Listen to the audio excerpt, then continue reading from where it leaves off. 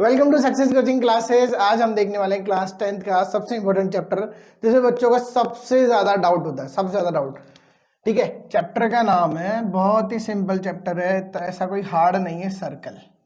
ठीक है, इसके बहुत ज्यादा बच्चों के डाउट्स है कि सर सर्कल में कुछ समझ में ही नहीं आता, सर्कल में क्या सेकंड क्या टेंजेंट सब ऊपर से जाता है। ठीक है, तो आज अपन सर्कल को ढंग से समझेंगे। ठीक है, सर्कल चैप्टर आसान चैप्टर, कोई हार्ड चैप्टर नहीं है। ठीक है, तो अपन सबसे पहले अपन समझते हैं कि सर्कल क्या होता है। ठीक है, सर्कल होता है, सपोज करो कि कोई पॉइंट है। ठीक है, इस पॉइंट से एक फिक्स डिस्टेंस पर बहुत सारे पॉइंट है, सारे के सारे पॉइंट फिक्स डिस्टेंस पर है। मतलब इससे यहाँ पर, यहाँ पर, यहाँ पर, यहाँ, यहाँ, यहाँ, यहाँ, यहाँ, यहाँ, ऐसे ऐसे करते करते सारे के सारे इक्वल डिस्टेंस पर है। क्या है? सारे के सारे इक्वल डिस्टेंस पर है। ठीक है, ये सारे के सारे क्या है? इक्वल डिस्टेंस पे। इसको अपन यहां बना लेते हैं।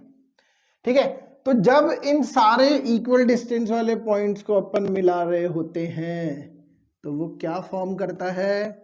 वो फॉर्म करता है एक सर्कल। क्या बनाता है वो? एक सर्कल। थोड़ा टेढ़ा मेढ़ा है बट एडजस्ट कर लेना। ठीक है, यानी कि ये जो डिस्टेंस है वो डिस्टेंस इक्वल है सबकी। ये जितने भी पॉइंट्स है ना, सबके डिस्टेंस, सपोज करो 3 सेंटीमीटर, तो ये भी 3 3 3 3 सो ऑन, सब पे 3 3 रहेगी। ठीक है, तो ये तो होता है अपना सर्कल। अब बात करते हैं कुछ पॉइंट्स की कि सर्कल के साथ में अगर, अच्छा ये जो चीज है, ये पहले सबसे पहले देखते हैं। ये जो चीज है, ये जो 3 सेंटीमीटर है, ये क्या होगी इसकी? ये जो इक्वल डिस्टेंस होगी ना, वो क्या होगी? वो होगी रेडियस। क्या होगी वो? रेडियस। और जिस पॉइंट से होगी, यानी कि जो कांस्टेंट पॉइंट था अपना, जो अपना कांस्टेंट पॉइंट था, वो क्या होगा? इसका सेंटर। क्या होगा? वो इसका सेंटर होगा। ठीक है, तो ये जो और इसके बीच के डिस्टेंस क्या बोला? रेडियस। अब डायमीटर जो है, डायमीटर क्या रहेगा? रेडियस का डबल होगा हमेशा। ठीक है, और ये क्या होगा? ये कोड होगी। क्या होगी? एक कोड, सबसे लॉन्गेस्ट कोड। कोड क्या होती है? कोड होती है, जैसे ये सर्कल है तो इसमें ये एक डिस्टेंस है। ठीक है, ये कोड हो गई, ये भी एक कोड हो गई, ये भी एक कोड हो गई, ये भी एक कोड हो गई। तो ये सब क्या है? कोड है। लेकिन सबसे लॉन्गेस्ट कोड कौन सी होगी? वो होगी अगर वो सेंटर से पास हो रही हो लाइन, अगर वो सेंटर से पास हो रही हो लाइन। ठीक है, कोई जरूरी नहीं यही हो, ये भी हो सकता है, दोनों सेम ही होगी, लेकिन सेंटर से पास होनी चाहिए। कहां से पास होनी चाहिए? सेंटर से पास होनी चाहिए। तो वो क्या कहलाएगी? डायमीटर कहलाएगी। क्या कहलाएगी वो? डायमीटर। ठीक है, क्लियर है? ये 3 चीजें हुई। अब अपन देखते हैं रिलेशन, देखते हैं। एक लाइन लेते हैं, एक आउटसाइड कोई लाइन ले लेते हैं, उस लाइन का सर्कल से रिलेशन देखते हैं। ठीक है, उस लाइन का अपन सर्कल से रिलेशन देखते हैं। ठीक है, ये अपना सर्कल है सपोज, है ना। तो यहां पर एक अपन ने लाइन अज्यूम कर ली। ओके, तो क्या ये लाइन इस सर्कल को काट रही है? नहीं काट रही। तो जब ये लाइन इस सर्कल को नहीं काटेगी तो इसको क्या बोलेंगे? Intersecting line. क्या बोल? Non intersecting line. क्या बोलेंगे? Non intersecting line. क्या बोलेंगे? Non intersecting line. और जब इस सर्कल को काट रही हो, इस सर्कल को कहीं पे भी काट रही हो, ठीक है, तो क्या बोलेंगे? Intersecting line. वेरी गुड, सही बात है। लेकिन हर जगह जगह अलग अलग रोल करेगी। कैसे? जैसे जस्ट इन केस सपोज करो ये एक सर्कल है और इस सर्कल की ये लाइन जो है वो कहां गई? एकदम इसके टच होके। ठीक है, यहां पर कहीं पे टच हो गई। ओके, तो इसको बोला जाएगा उस टाइम पे टेंजेंट। ठीक है, तो अब एक सवाल आता है बच्चों का कि सर, तो ये कोई जरूरी थोड़ी लाइन ऐसे ही हो, ये लाइन अगर ऐसे हो तो, ठीक है, यहाँ पे भी एक पॉइंट पे टच होगी सपोज कर लो। ठीक है, तो ये भी क्या होगी? टेंजेंट होगी। लेकिन क्या करनी चाहिए? एक पॉइंट पर टच करनी चाहिए, किसी एक पॉइंट पर टच करनी चाहिए। ठीक है, तब क्या होगी? वो टेंजेंट। तो मतलब एक सर्कल पे कितने टेंजेंट हो सकते हैं? एक सर्कल पर में नहीं, सर्कल पर कितने टेंजेंट हो सकते हैं? इनफाइनाइट। कितने हो सकते हैं? इनफाइनाइट टेंजेंट हो सकते हैं। ठीक है, ये चीज क्लियर हो गई। अब अगर ये लाइन अंदर हो जाए, ये लाइन कहां हो जाए? अंदर हो जाए, यानी कि सपोज करो ये यहां हो गई। ठीक है, अब सपोज करो ये लाइन थोड़ा सा अंदर आ गई और तब इसको काट रही है, तो उस टाइम इसको क्या बोला जाएगा? सेकंड। सेकंड। क्या बोला जाएगा?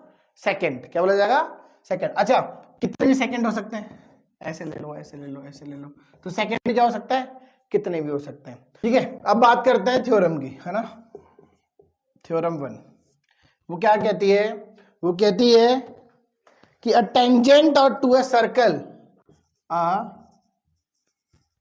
Tangent to a circle, tangent to a circle is perpendicular to the radius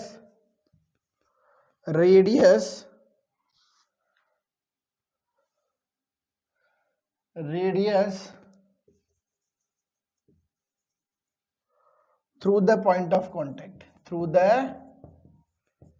point of contact। ठीक है, अब तुम्हारे मन में एक बात और कि सर परपेंडिकुलर क्या चीज आ गई? ठीक है, सपोज करो कि एक सर्कल है, ठीक, अब इस पे से एक पॉइंट है यहाँ पर, है ना, ये अपना सेंटर होता है, इस पॉइंट से क्या बन रही है? एक टेंजेंट बन रही है, ठीक। अब क्या होगा, इस टेंजेंट के ऊपर ये जो लाइन है, ये जो लाइन है, इस लाइन के ऊपर सबसे जो शॉर्टेस्ट डिस्टेंस होगी ना, सबसे शॉर्टेस्ट डिस्टेंस वो क्या होगी? वो परपेंडिकुलर ही होगी। क्या होगी? वो परपेंडिकुलर ही होगी, सबसे शॉर्टेस्ट डिस्टेंस। ठीक है, ये देखो, ये देखो, ये देखो, ये देखो, ये सब के सब बड़ी होगी किससे? इस डिस्टेंस से। सबसे छोटी कौन सी होगी? ये, यानी कि परपेंडिकुलर वाली डिस्टेंस क्या होगी? सबसे छोटी होगी। ठीक है, तो बोल रहा है tangent to a circle is perpendicular to the radius, और ये कह रहा है कि क्या ये परपेंडिकुलर है, इस चीज को प्रूव करना है अपने को ना, कि ये परपेंडिकुलर बोले तो ये 90 डिग्री एंगल पर है क्या? ठीक है, through the point of contact, ये अपने को प्रूव करना है। ओके, इस चीज का प्रूव ऐसे होगा, देखिए ध्यान से समझिएगा। ठीक है, अपन क्या मान लेते हैं, इस लाइन पर, इस सेंटर से एक लाइन खींच देते हैं। ठीक है, ये अपना टेंजेंट था, तो मैंने यहां खींच दी। सपोज करो ये O हो गया, ये P हो गया, ये Q हो गया, ये R हो गया। ठीक, ऐसा मान लेते हैं ना। अब क्या होगा, अपन देखते हैं कि प्रूफ क्या करना है अपने को।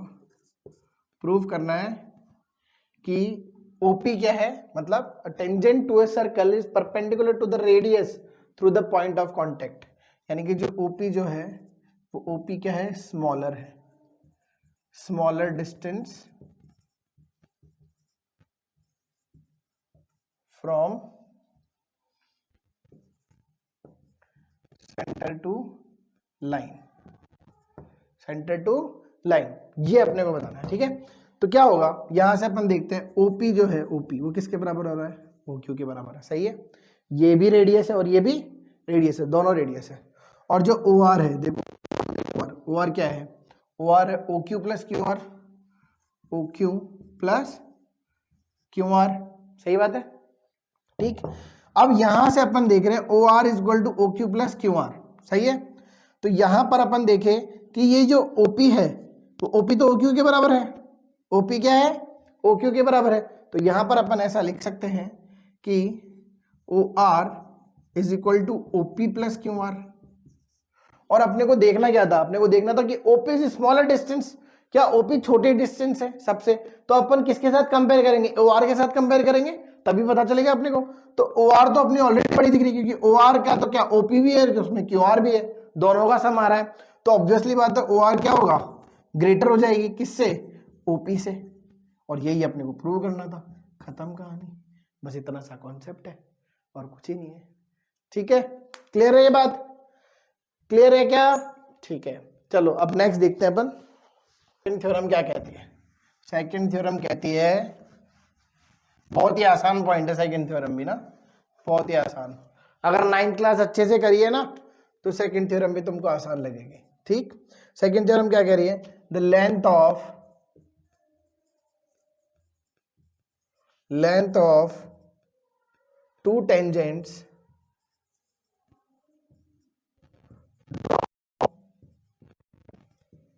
from an external point, drawn from external point to a circle are equal, ठीक है, तो ये अपने को प्रूव करना है। ओके, तो क्या करें, अपन बना लेते हैं एक सर्कल, एक अपन ने बना लिया सर्कल, इसके आउटसाइड कहीं एक पॉइंट मान लिया अपन ने, ये मान लिया, ठीक। अब इस आउटसाइड पॉइंट से एक टेंजेंट यहां गिर रहा है और एक टेंजेंट यहां गिर रहा है, ठीक है। इस तरीके से दो टेंजेंट हो रहे हैं, तो यहां पर इस पे परपेंडिकुलर आएगी जो क्या होगी r, यहां पर भी इस पे परपेंडिकुलर आएगी, ये भी क्या होगी r, सही है। और ये इसकी डिस्टेंस होगी, ठीक है।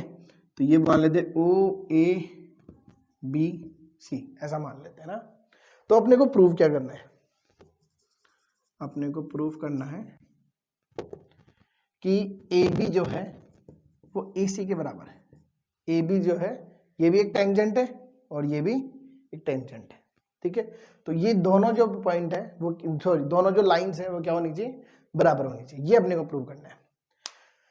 तो भैया अपने को देखो क्या दिख रहा है, यहां पर दिख रहे हैं दो ट्राइंगल, क्या दिख रहे हैं, दो triangle, triangle O A B and triangle O A C, बोलो दिख रहे हैं क्या, ठीक है। अब यहां पर और क्या चीज दिखाई दे रही है, अपने को पहली चीज दिखाई दे रही है रेडियस, क्या दिखाई दे रही है, रेडियस ओ बी, ये अपने पास गिवन है, O B is equal to O C, क्या है ये अपने पास गिवन है, ठीक। O B is equal to O C, देखो ये भी रेडियस है, ये भी रेडियस है। अब ये कॉमन दिख रहा है, ओ ए इज इक्वल टू ओ ए, ये क्या हो गया अपना कॉमन है, सही है। तीसरी चीज क्या होगी, तीसरी चीज दोनों में क्या 90 डिग्री एंगल दिख रहे हैं क्या, दोनों में 90 डिग्री एंगल दिख रहा है, angle A B O is equal to angle A C O is equal to 90 degree, perpendicular है। तो परपेंडिकुलर क्या होता है, ठीक है। तो ये क्या है, परपेंडिकुलर, इसलिए ये 90 डिग्री, ओके। ये चीज तीन चीज हो गई, तीन चीज हो गई। तो तीनों चीजों के लिए क्या आता है, इन तीनों चीजों के लिए क्या आएगा भाई, ये एक साइड हो गई, ये एक साइड हो गई और ये 90 डिग्री एंगल हो गया। तो इसके लिए क्या होगा, RHS, RHS congruency, RHS congruency rule से दोनों के दोनों ट्राइंगल, इससे क्या हो जाता है prove, triangle O A B is congruent किसके, ट्राइंगल ओ ए सी के। तो जब कॉन्ग्रुएंट हो गए, तो कॉन्ग्रुएंट हो गए, इनकी कॉरेस्पॉन्डिंग साइड्स भी क्या होगी, अब इक्वल हो जाएगी। तो कॉरेस्पॉन्डिंग साइड कौन सी बच गई, ए बी, तो A B is equal to A C, यही अपने को प्रूव करना था भैया, ठीक है, आसान है। तो यहां से क्या पता लगा कि ये इसका टेंजेंट है, ये दूसरा टेंजेंट है और दोनों को अपने को बराबर करना है। तो उसके लिए क्या करना पड़ेगा, कॉन्ग्रुएंसी रूल, कौन सी लगेगी, RHS, ये ध्यान रखना है। बच्चे क्या करते हैं, यहाँ पर क्या लगाया जाता है, SAS, साइड एंगल साइड, नहीं लग सकता, क्यों, क्योंकि दो साइड्स एक साथ है और वो बीच में नहीं, बीच में होना चाहिए था एंगल, ठीक है, वो बीच में नहीं है तो, और वो 90 डिग्री है, तो 90 डिग्री है तो RHS, ठीक है, क्लियर है। चलिए, थैंक यू सो मच।